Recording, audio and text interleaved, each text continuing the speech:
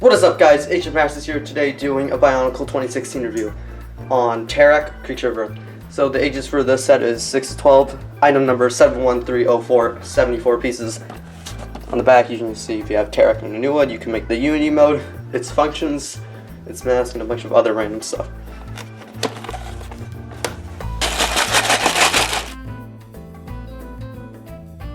Alright, so before we take a look at Terak, I want to take a quick look at the Shadow Trap. So there isn't really anything too special about it. Pretty much it's just a normal Shadow Trap.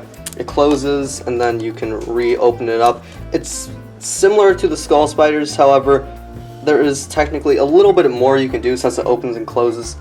But that is pretty much it for the Shadow Trap. Alright, so here is Terak Creature of Earth. So the first thing I want to take a look at right away is his function.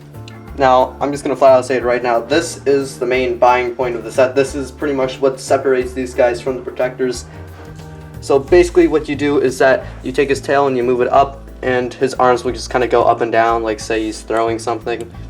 It's interesting. It's a pretty good function. It works out very well, and I think it's constructed very well too, because unlike some of the other ones, I think the function being there actually benefits the set because it fills in some gaps here which otherwise would be open, and I think it just makes the set overall look better.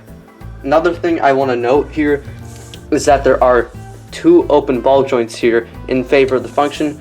However, I did say this when talking about Mellum in the Kapaka Mellum Unity review, and I'll say it again, I would much rather have the function than have just two little arms sticking over here, and that would be the whole thing, and then have just slap on a price of $10.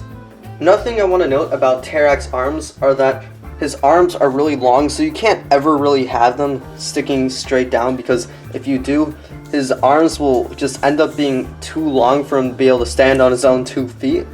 So they always have to be at some sort of angle, kind of like this, which is a little bit annoying. However, it isn't too bad. I mean, it's not something that will really make or break the set. However, some people are going to really hate that, and it's going to bug them a lot. Alright, so here is Terak Creature of Earth's mask, and as you can see, this one goes from gold to trans purple, and there are two little horns connecting to these little sort of sockets there, which is pretty cool. It's a little interesting, but I don't really mind it. As you can see, there is tons of detail on the mask. However, some people do not like with the creature's mask that one, it is hollow, which again I don't mind at all. I think it's really stupid that people think that it's such a bad thing when you never look at the bottom, and there is the purpose behind it, which is Unity mode, which again I will be showing off in a separate video. Another thing people don't like about these masks is that the eyes aren't filled in. Now, I can see where they're coming from, but I don't really care that much. However, I do think that the creatures would benefit from having eyes, not necessarily open, but the color of whatever their transparent color is on the top, because I think it would just give some more personality to the creatures. So overall, Terak Creature of Earth for $10 he's a pretty good buy.